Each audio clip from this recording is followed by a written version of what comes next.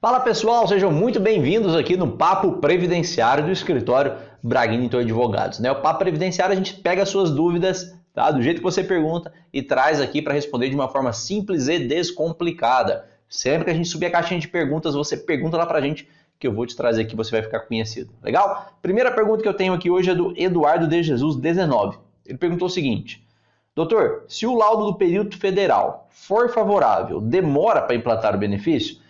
Eduardo, depende.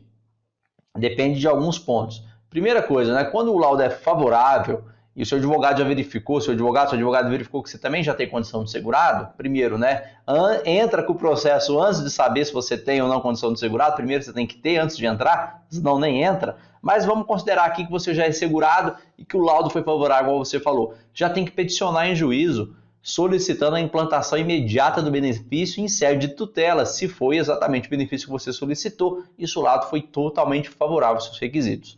Quando você faz isso, o juiz já decide e depois de decidido, normalmente, ele dá um prazo para o INSS implantar. Então, o prazo para a implantação do benefício do INSS vai depender da decisão judicial do prazo que ele deu. Então, 10 dias, 15 dias, 30 dias e a partir dessa data aí que o INSS tem aí o prazo para fazer o cumprimento da decisão. Então, não é do laudo pericial, mas sim da decisão judicial que determina a implantação do benefício. Perfeito? Outra pergunta que eu tenho aqui é da Michele Pinheiro B. Ela pergunta o seguinte: doutor, o que é limbo jurídico? Michele, no direito previdenciário, a gente tem o limbo previdenciário, que é quando a pessoa não está recebendo nem da empresa e não está recebendo do INSS. Quando isso é muito comum? Nos benefícios por incapacidade. Então vamos imaginar que você trabalha como operadora, numa empresa, operadora de produção, e aí você acabou ficando doente. E aí sua doença, vamos imaginar que te incapacita por 2 meses. E aí você apresentou a documentação da empresa e falou: olha, eu estou doente. E o médico do trabalho da empresa falou: não, realmente você está doente, você não pode trabalhar. A gente vai marcar uma perícia para você para o INSS. E aí você vai numa perícia do INSS, e o INSS fala: não, você não está doente. Ele indefere o seu benefício.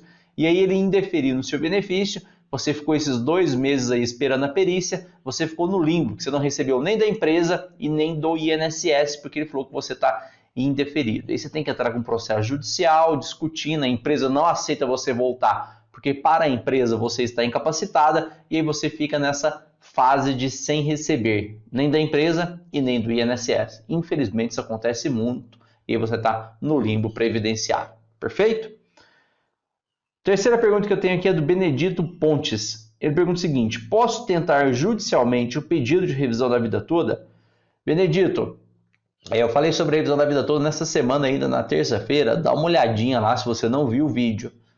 Mas para você tentar discutir isso, a primeira coisa que você tem que fazer é calcular tudo para ver se é viável você entrar com esse processo ou não. Porque muitas pessoas entram com o processo sem ter feito esses cálculos primeiro, corre um grande risco de reduzir o valor da sua aposentadoria e ainda ter que pagar honorários de sucumbência, custas judiciais, e aí acaba tendo um grande prejuízo. Então, se você pode ou não, primeira coisa, calculou, verificou que o valor vai ficar maior do que você está recebendo agora, pode entrar com um processo que acaba sendo viável, STF já definiu. Perfeito?